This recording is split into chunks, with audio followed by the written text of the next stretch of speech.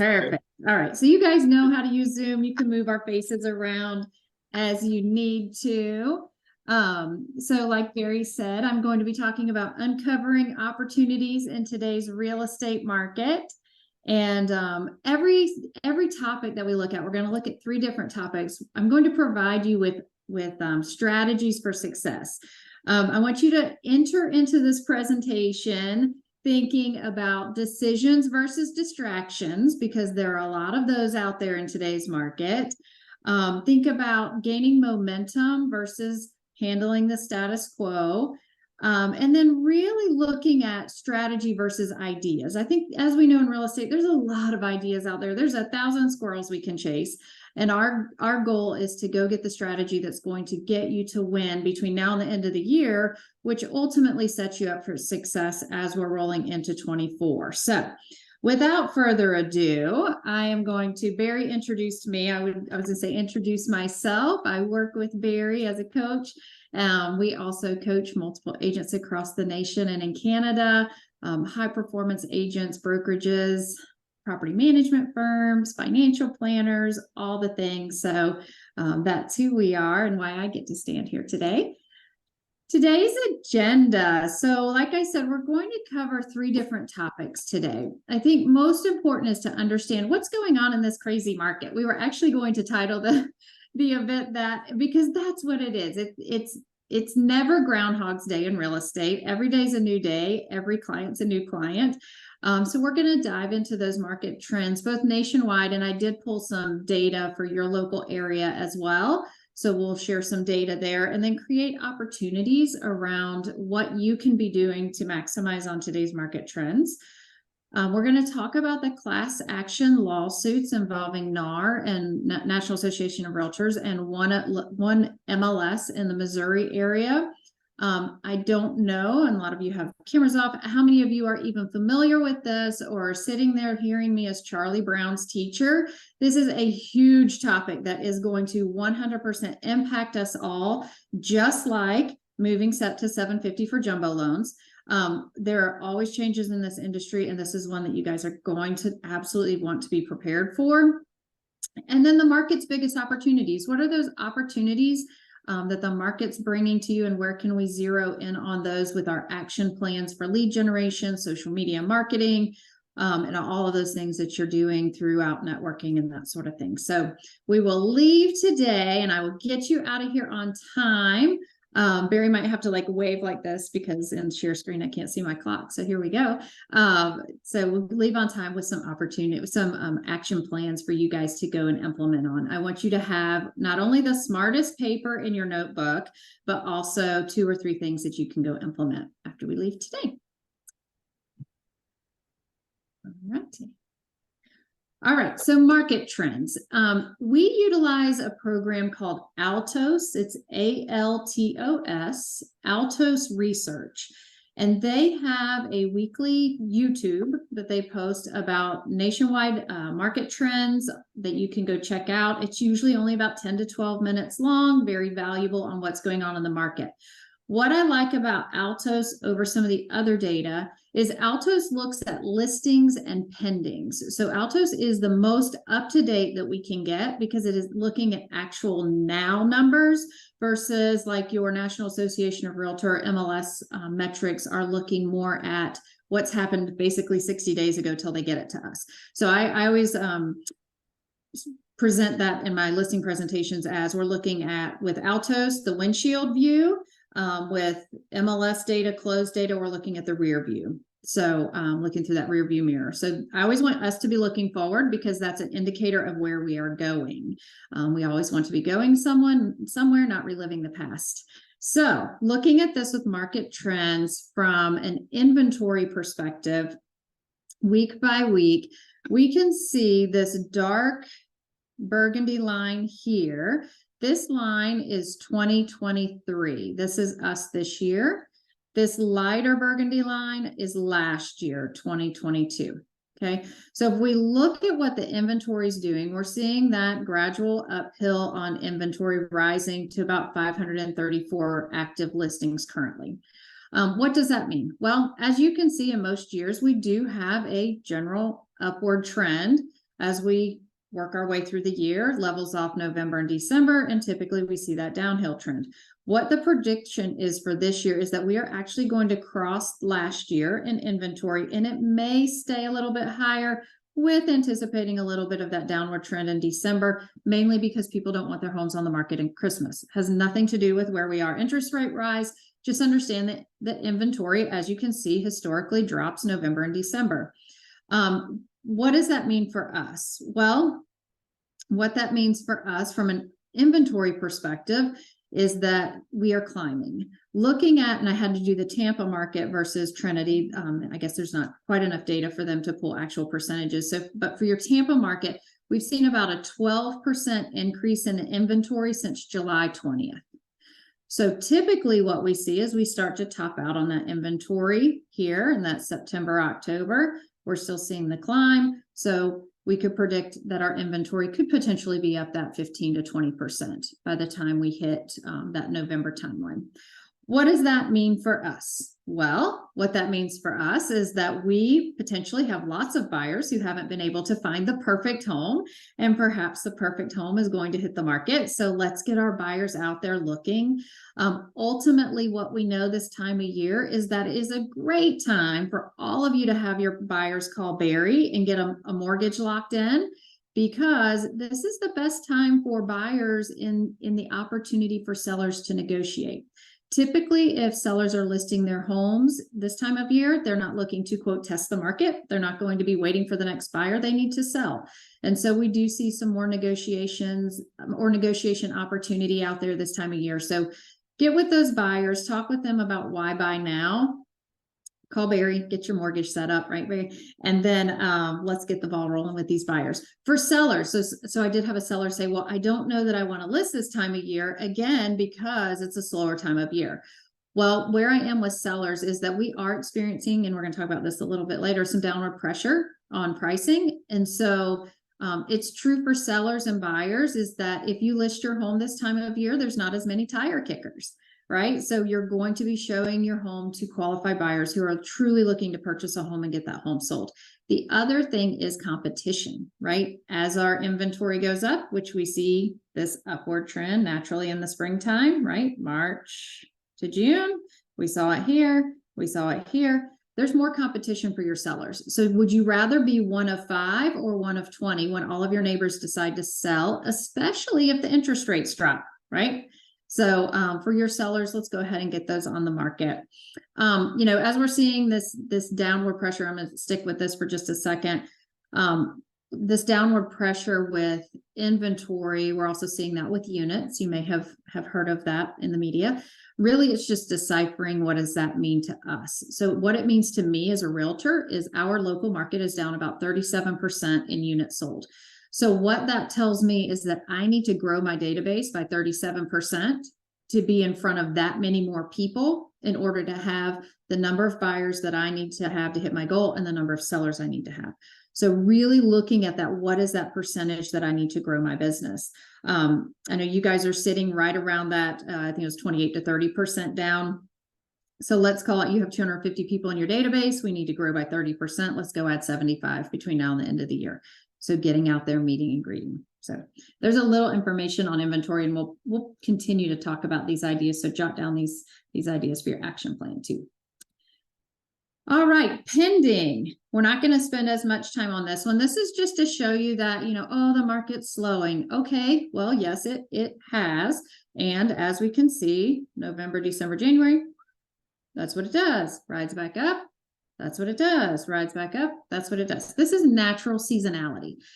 The bonus in this slide is if we look at last year, December 22 to 23, you complain about not having homes to sell or homes going under contract. That's where we were last year. So people have adopted that mindset of, oh, the market's slowing. It makes sense that my business is slowing. The reality is, unless your goal is 100% of market share, and if it is, that's awesome.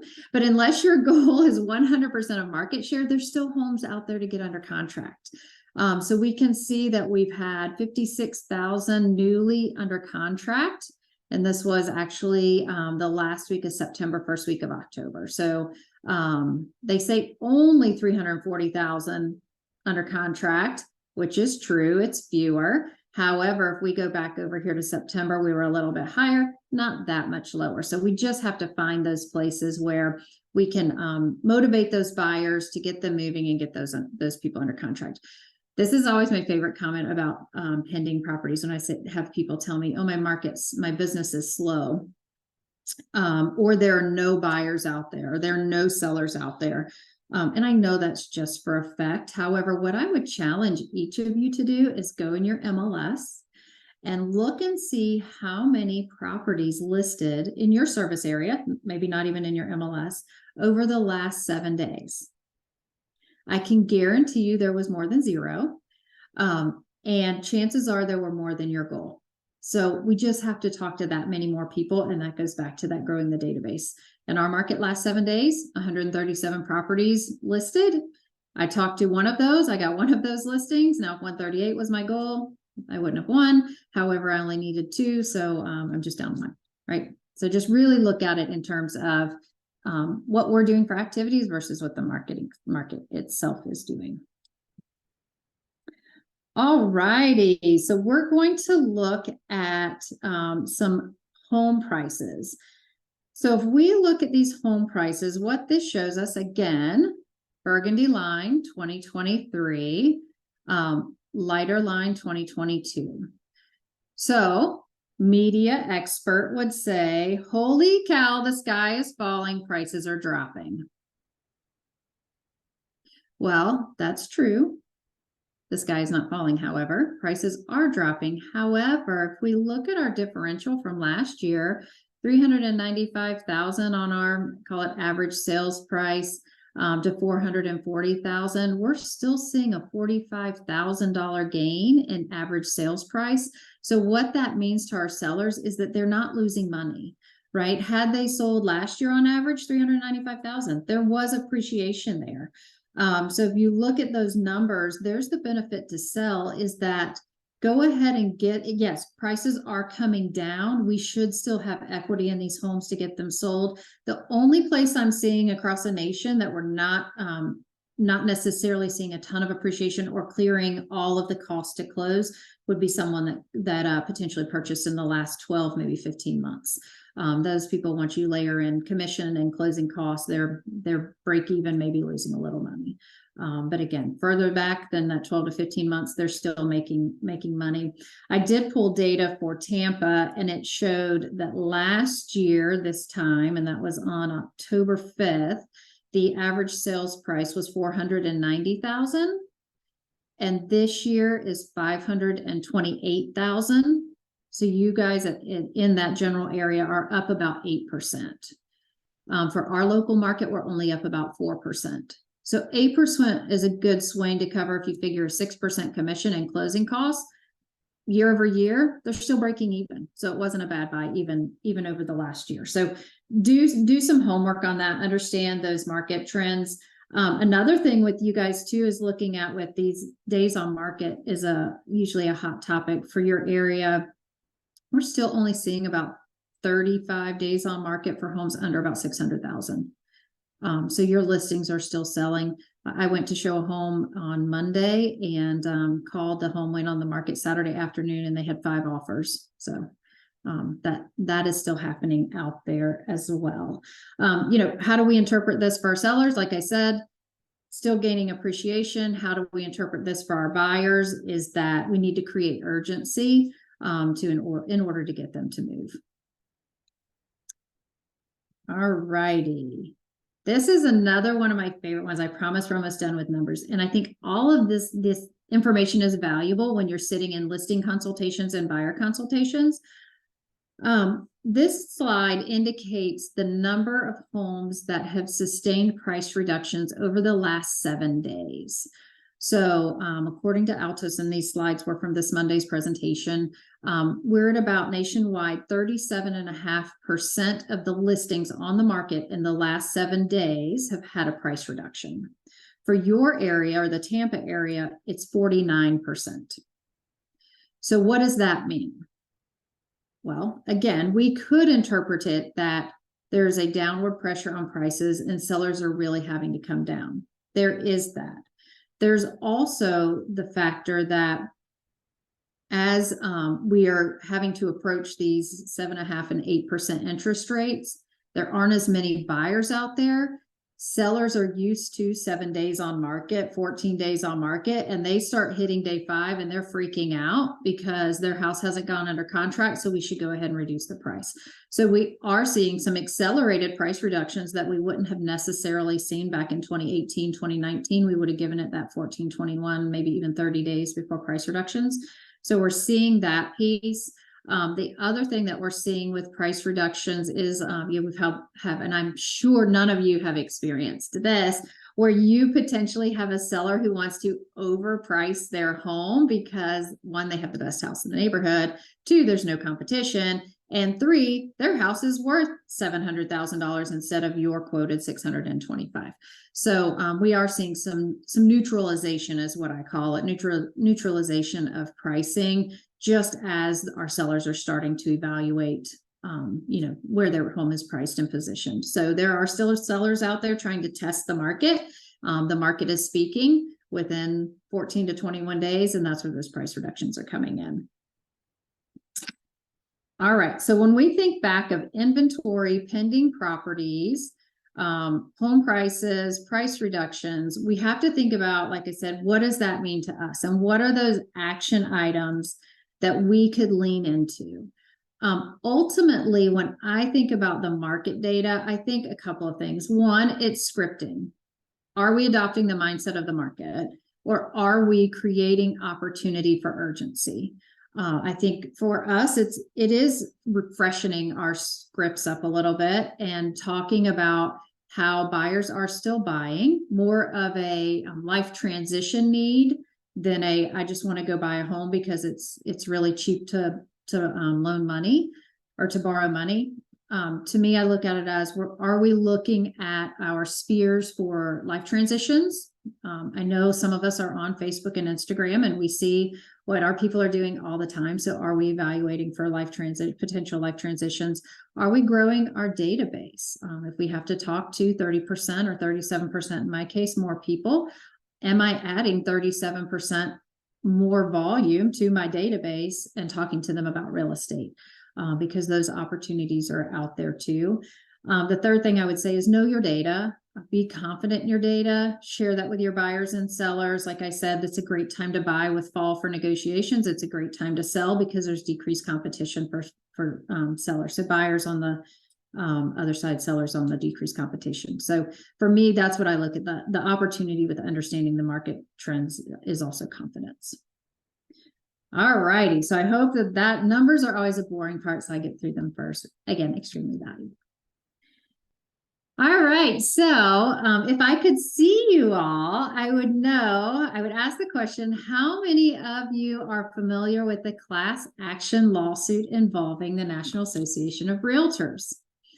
What we've found just in asking through our teams and through some presentations, it's about 20% are familiar with the actual details, the timeline, and what are we doing to prepare.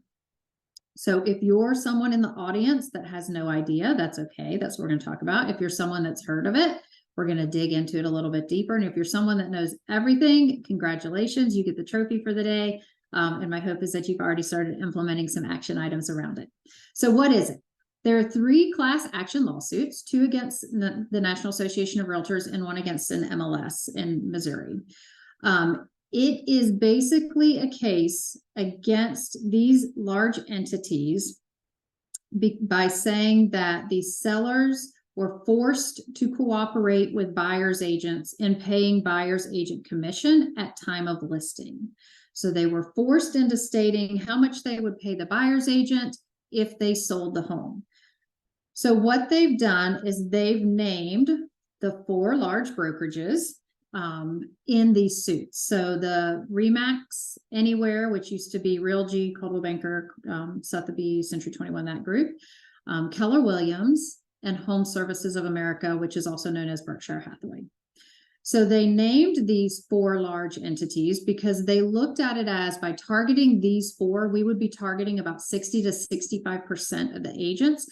It's also the area with the deepest pockets. So we're not going to go sue an independent broker who doesn't have any cash position to then pay us out on a lawsuit that is never going to go to trial. So that's where they've really looked at targeting these large firms for some type of true action.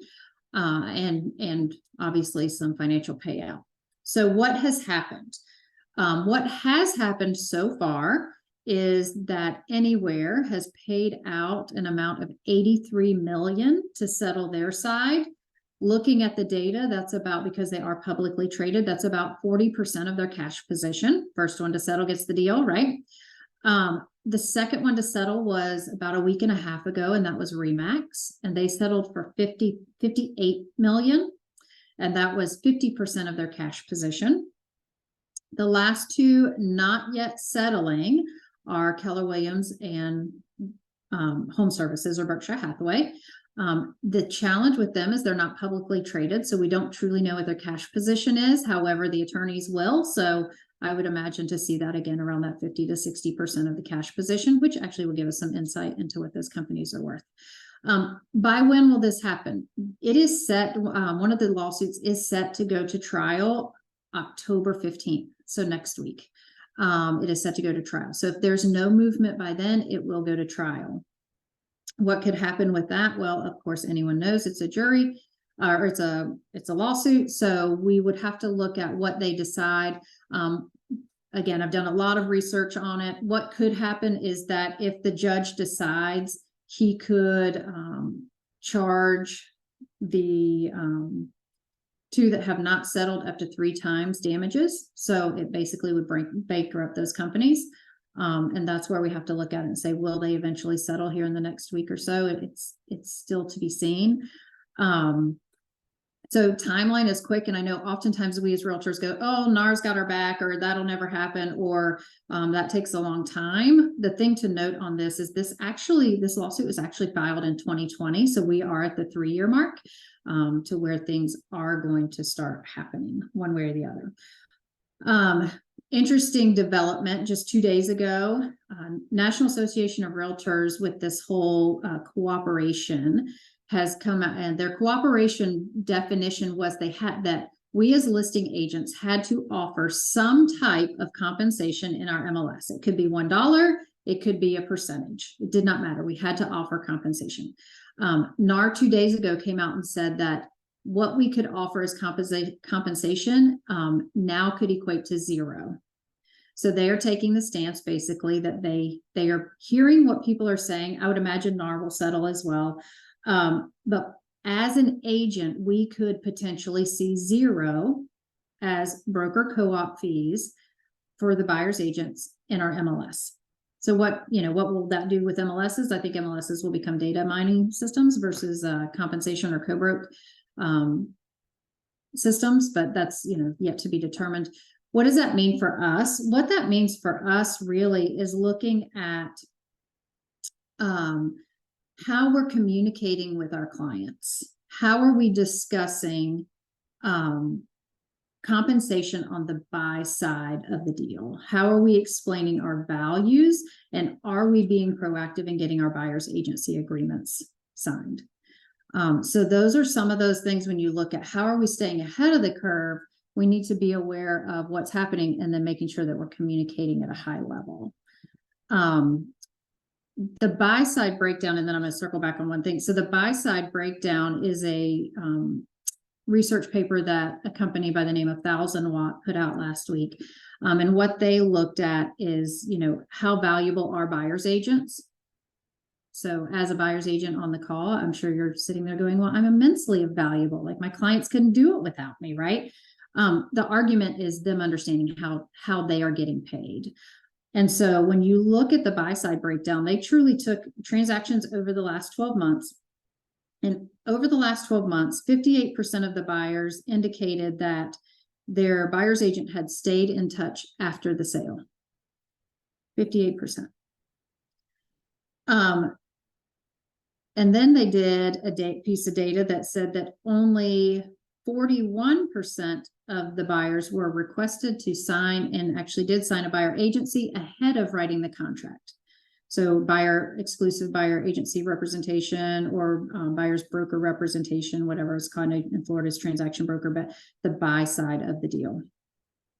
Of the remaining clients that didn't sign the buyer agency, 81% of them had no idea how the buyer's agent was paid. And of the entire population, 53% felt that their agent did not earn the compensation that they were paid at closing. So understanding that, when we look at how is this lawsuit going to impact us as realtors, it's getting really good at that script. So Mr. Seller, here's where we are. We have to offer compensation or we don't, right? In our listing presentation, we sit down, we say our compensation is X%. I'm going to use the number 6 as an example, not as a standard, right? We can't use that. So if we were to sit down and say compensation is 6%, I'm going to earn 3%, buyer's agent's going to earn 3%. We're going to co-broke that in the MLS.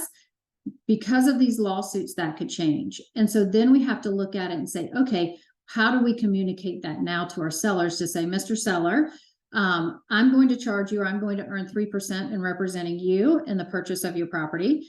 And then beyond then, we are going to anticipate that the buyer's agent will submit an offer requesting an additional compensation that's negotiable, right? So we have to get better at that conversation. The other side is with your buyer's agents or with your buyer clients is explaining to them how the compensation works. So I do get buyer agency signed, and typically it says 2.5 to 2.5, minimum of 2.5% per the MLS. If it's not required in the MLS, we're going to have to really use a value proposition to say, here are all the things I'm going to do for you as your buyer representative. And then from there, we're going to make sure that we work to negotiate the compensation to be paid by the seller. And if not, this could be your responsibility. So making sure that our buyers are clear, we're displaying our value.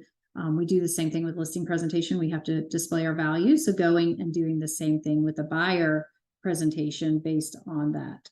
I will add the last thing on the buy side breakdown that I found very interesting is they asked the parties that were interviewed level of service. So what were the key items of service that were provided during the transaction to the buyers? 34% said they interpreted that's the highest. 34% said that they were beneficial in interpreting the inspection results or report. 16% said that they were beneficial in describing the pros and cons of purchasing a specific home. And 10% said that they were beneficial in negotiating. So if only 10% feel that you're a strong negotiator, chances are we need to level up on our negotiation skills. If that's you, and for me, I'm always looking to level up. There's a great book out there, and it's called The Fee-Full Agent. I thought I could grab mine real quick and show it to you. It's called The Fee-Full Agent by Chris Voss. He also wrote the book Never Split the Difference. Two great books on negotiating. The Fee-Full Agent is real estate based 100%. Never Split the Difference is describing your value. So go download those on Audible, buy the book, whatever you need to do to really make sure that you are communicating that value to be paid. Very important on the lawsuits. Stay tuned, understand what's happening in your MLS alone. And then obviously whatever your broker is indicating that you need to do, because some brokers will come back and set minimums. Make sure that you understand what your company policy is. All right, so opportunities. Like I said, read the book, practice your scripts, get better at relaying your value proposition. If you don't have one for buyers, go create a one-pager. What do? Put the most important things that you think, or the things that you think are most important at the top of the list, and make sure that you're displaying that value to your buyers. All right, I know we're pushing through time, so we'll get into the opportunities in this market. So for a lot of our areas, relocation and inbound migration is extremely important. So for your area, understanding where people are moving from and where they're moving to. I would imagine an area close to Tampa and being Florida, there's a lot of inbound migration, more from your New England states, potentially your Midwest, because they love the warm weather. What I would say for your inbound and relocation clients would be, does your social media reflect that? Do you have a relocation guide that they can download from your website? Do you have information or a link to an events calendar for your area? Are you providing information on different publications? Like I have always promote the Wilmington Business Journal. It's a great publication for people to see what's going on in business in our area. Are there links to different housing information? So when you look at being the relocation expert, go to your social media, make sure you're posting about the amazing things about your area. Make sure you're targeting your marketing to go to those areas where you're having people move from. And really maximize on that inbound migration. I know during COVID, the biggest thing was selling homes, right? And then we hit 21 and 22, the seller that had to buy in your same market. So for me, it goes to bullet number 2, anyone in a life transition, I started focusing on my friends' parents. So I'm at that empty net. I don't like the words empty nesters. I call them bird launchers. So all you bird launchers out there, you may be looking to downsize, right? That means you need to sell and buy. When I started thinking about that, well, it was hard to get, multiple offers, hard to get offers accepted. And then we had to sell this house and people weren't moving because of it. The life transition of going from your current home to your forever home, or moving closer to family somewhere else where there was only one deal to be done. Those were deals that I really capitalized on. I spoke with parents that were moving into more retirement communities or assisted living. I had some parents that moved to other areas to be closer to family. I've worked with some, like it says below in number 3, some nursing homes or end of life homes where you're dealing with the families that are having to sell a home from outside the area. So when you look at your current area, look at it through the lens of who's moving in and who's moving out and where are they going. So focusing on those relationships with your investors, focusing on relationships with financial advisors, real estate planners, attorneys, nursing home, 55 and plus, step down communities where they can go and purchase, to live independently and then go assisted and then go into nursing homes. Create some partnerships that way, so that you are the point of contact for those different places of business to generate some additional opportunities. Again, if you're going to go and do this, make sure your website reflects that. Make sure your social reflects that. Go into Canva, create a one-pager on what it looks like to work with you in that type of transition. But make sure that all of your visuals reflect where you're working and where you're promoting. All right, so I gave you, like 25 minutes of a lot of things, right? And that's where I go back to focus on what's going to move your current business forward. What are those things that you could really decide to layer in and not be distracted from? And I want you to take just about 30 seconds and write 2 or 3 of those things that you took away from this on your paper. And then I'm going to share a couple that I have.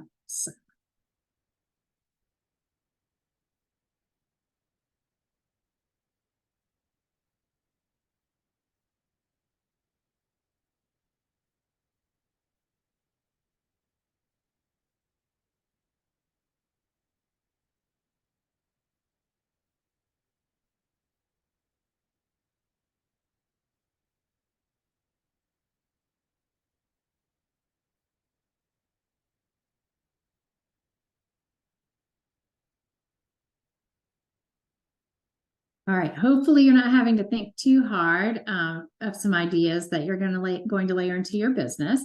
A couple of things that I looked at for action plan between now and the end of the year would be growing your database. Grow your database by X number of people between now and the end of the year. That's going to force you to get out and network.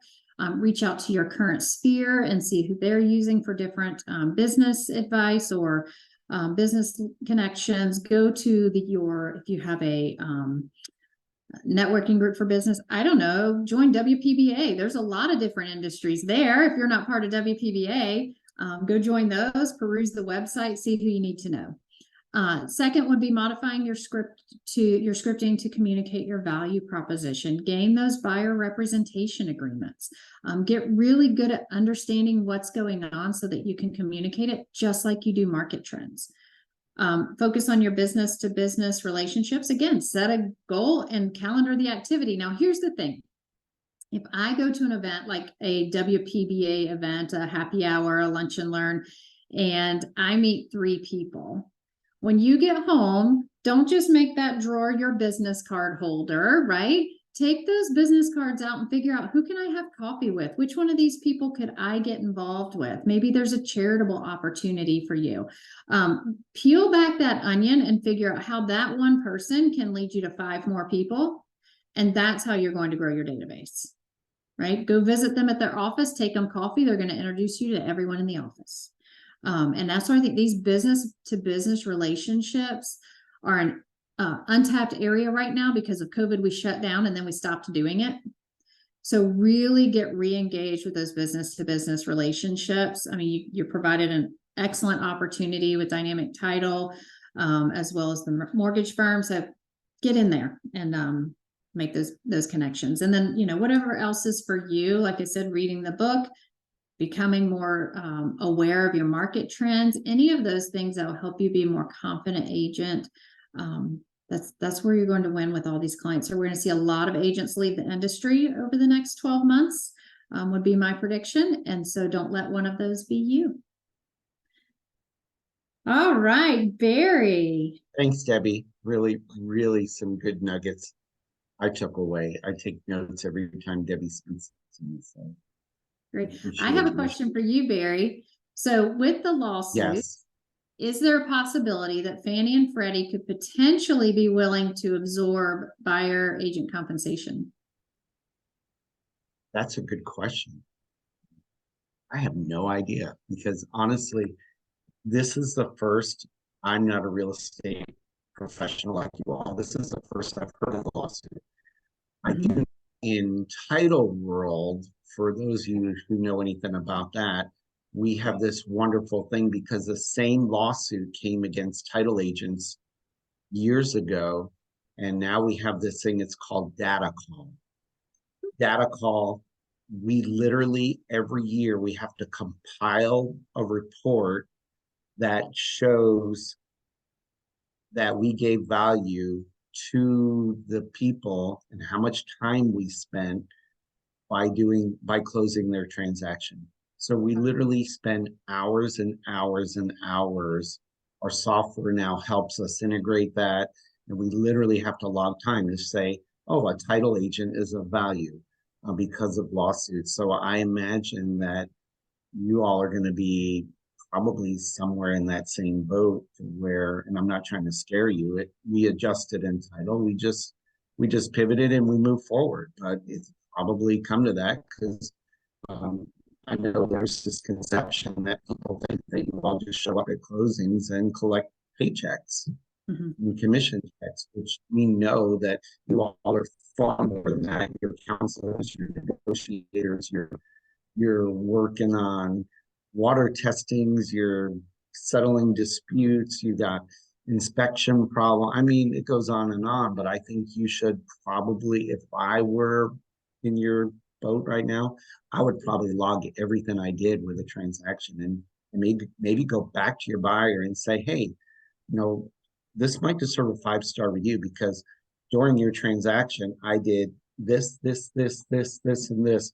Was that of great value? If it was of great value, would you mind sharing my information with someone else? And then, because they don't know what you do, they have no idea.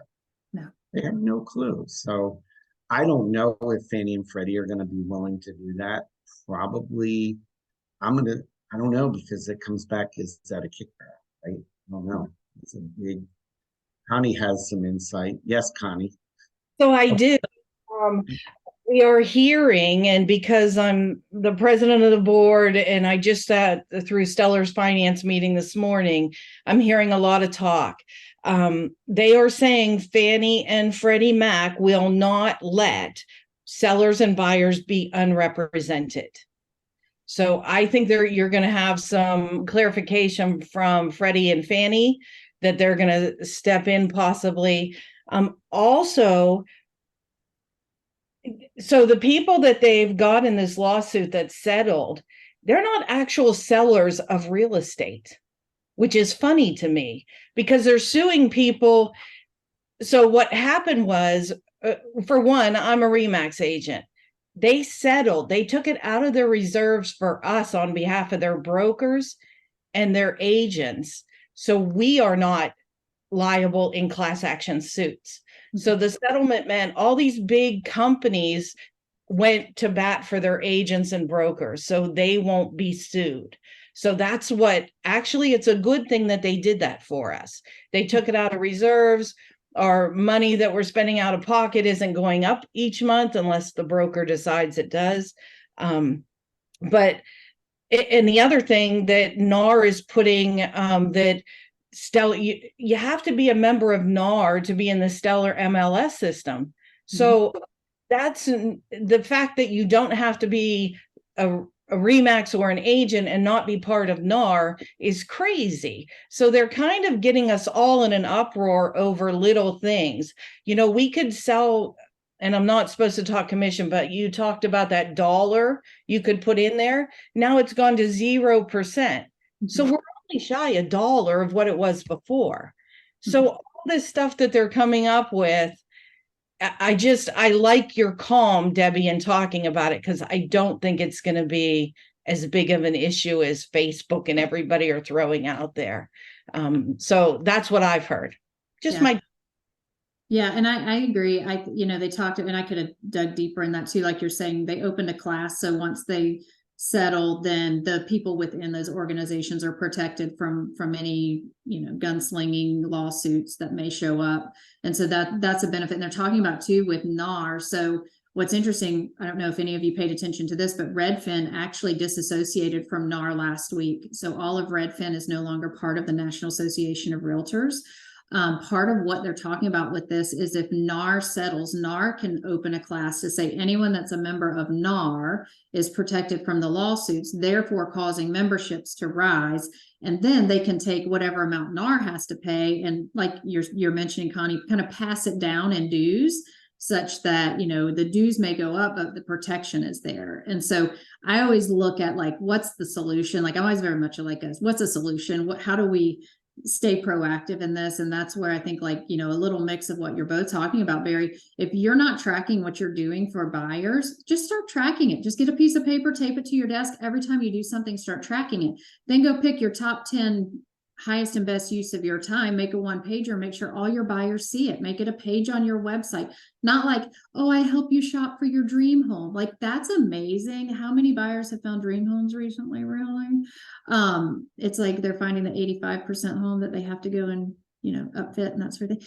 Anyway, I digress. Again, figure out what it is that you're doing and make sure you're presenting that value. Because again, I think there will be a change with everything. And, it's just, how far will it go? I don't know. I mean, we'll see on that. So, yeah.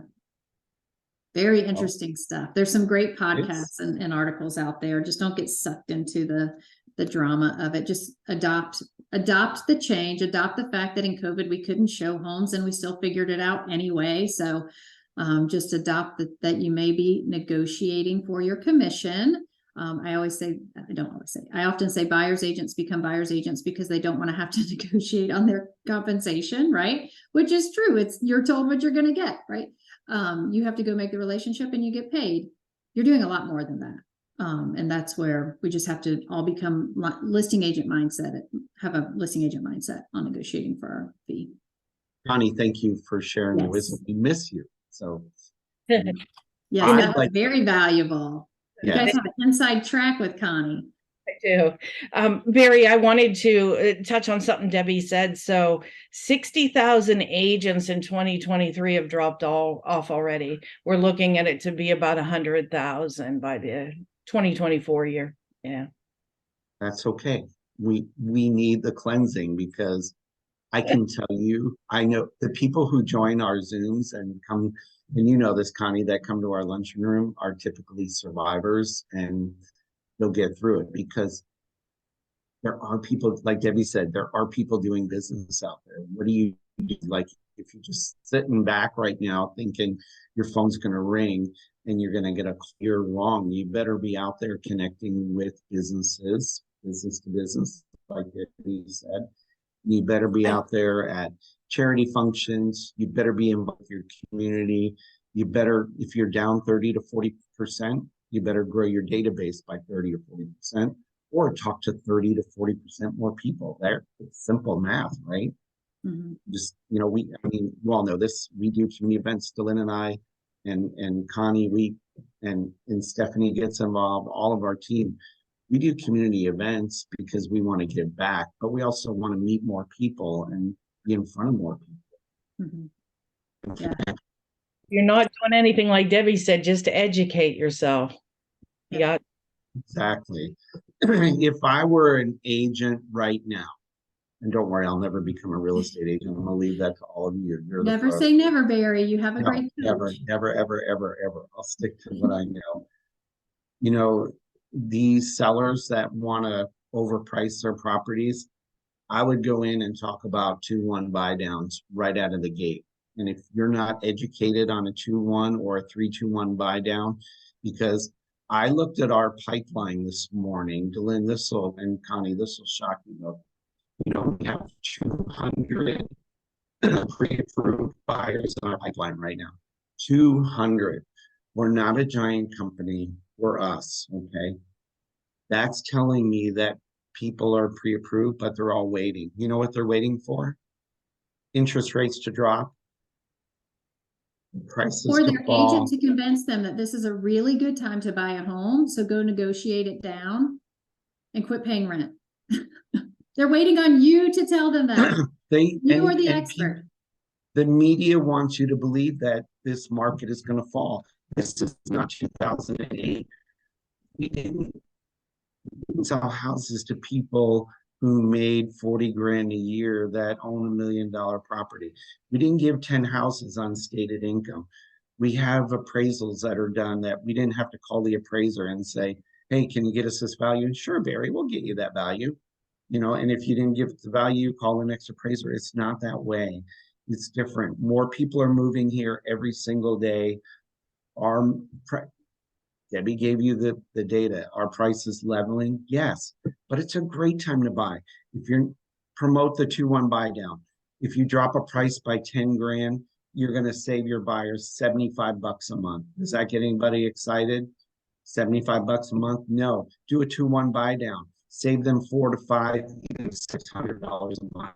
That's what's going to get people motivated and off the fence. But they listen to the media. We're all brainwashed.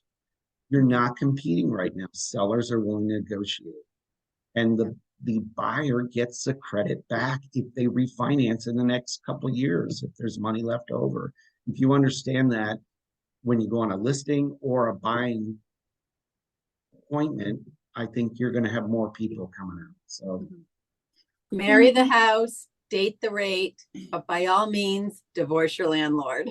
That's what I tell people all the time. I love Just it. stop making somebody else rich. Marry the house because your home prices are continuing to go up, normal rates, but they're continuing to go up. Date the rate because you could always refinance, but stop making a landlord rich.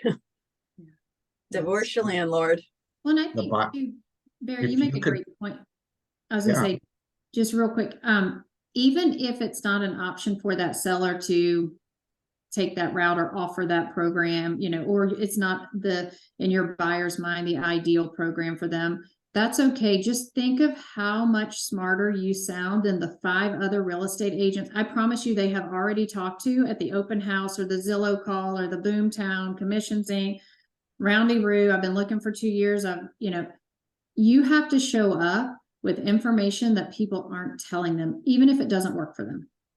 And that, like, just that one tidbit, it might not be the route they go, but you gave them something to think about.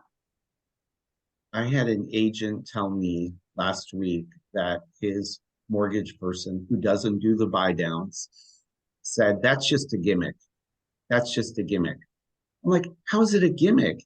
You're going to take somebody from a 7.5% rate the first year and put them at 5.5%, then 6.5% year two, and then they can refinance. That's not a gimmick. And if they do refinance, they get their money back. Where's the gimmick? But people aren't embracing it. Yeah. And for those of you, if I can just say something too, for those of you out there who, aren't sure about the buy down and, what to tell your seller, if you have a listing out there, I created a worksheet because I've been doing buy down since the 90s. Okay. I created a worksheet that all you have to do, Connie's nodding, she's used it. All you have to do is change three fields in it, and it automatically calculates it for you. So you can go to your seller and you can say, this is approximately what it's going to cost you. So instead of dropping the house, in price 10 grand or whatever, let's offer this to the buyer. It's a win-win. The seller didn't drop his price. You guys are still getting the top commission, the higher commission. The buyer is happy as could be because his payment starts much lower than it would normally. I mean, it's a win for everybody all the way around, but I know there's a lot of agents out there that are afraid of it. Don't be afraid of it. Ask me, I'll send you my worksheet. I don't know how to page protect it. So just if you mess it up, I'll send you a new one. Yeah, YouTube how to page protect it, because you definitely want to copy. And I'll leave you with this because I'm seeing people have to hop off for their next appointment. So I'm grateful that you guys have been here with us. We do have an upcoming webinar for building morale. We offer coaching services if it's something that you want to get involved in. We have some different buyers courses and listing courses that you can take advantage of. So just check us out at middletonelitecoaching.com. I have to get that plug in. And the other thing is, if you want to get really good at your negotiating skills, go sit down with a seller and convince them to go ahead and do predetermined price reductions, which I do in my listing agreements. If they're the person that wants to overprice, we have predetermined price reductions built into the listing agreement. So I don't have to call and ask for permission. The other thing could be that maybe you build in that buy down as one of those, instead of price reductions on day 14, we're going to offer X number of dollars towards a interest rate buy down versus, like you said, $10,000 off the price of the house, which does not really, I'll be honest, unless you're 350, maybe probably 350 and below, $10,000 does not make a difference in a buyer. They're already looking up 25,000 to see what's on the market. So just making sure that you're introducing yourself to a new group of buyers. So great tips. Thanks, Debbie. Awesome. Thank you guys so much for having me. This was fun. I'd love to see you again. Yes, November 14th, we are going to do our lunch and learn in person. One of our local brokers, Mike Dumas of Sand Peak Realty, is going to be joining us on a contract to close class. I know many of you have seen it. He tweaks it and makes it better and more involved. And I know all of you want to be the best of the best. So come join us November 14th. It'll be 11:30 at Carrabba's. And you're all invited. So thank you all. We're done for here. Debbie, thank you so much. Great presentation. Appreciate you as always. I do encourage you all, check out their website. They have a lot of great tools. They do have things you can download for free for information. He is a great coach. So, and they have a great team of coaches you can work with too. So Debbie, just one thing real quick. I wrote the names of the books, but who is the author? Chris Voss, VOSS. Thank you. You're welcome. Cool. Well, I hope to hear from some of you in the future. Reach out if you have questions, and I hope you guys have a great day. Thanks, Barry. Thank you, Debbie. Debbie, we're gonna have to get you. Debbie. We're gonna get you in town. Yes, I would love that. And come talk to all of you. That sounds like a plan. All right. Take care. All right, we'll hang out here. We are done. If we can stop the recording. Steph, can you stop the recording? Yeah, thanks, everybody. I took a lot So of if anybody notes. I has don't know any- if anybody else did. It's great Yeah, information. if anybody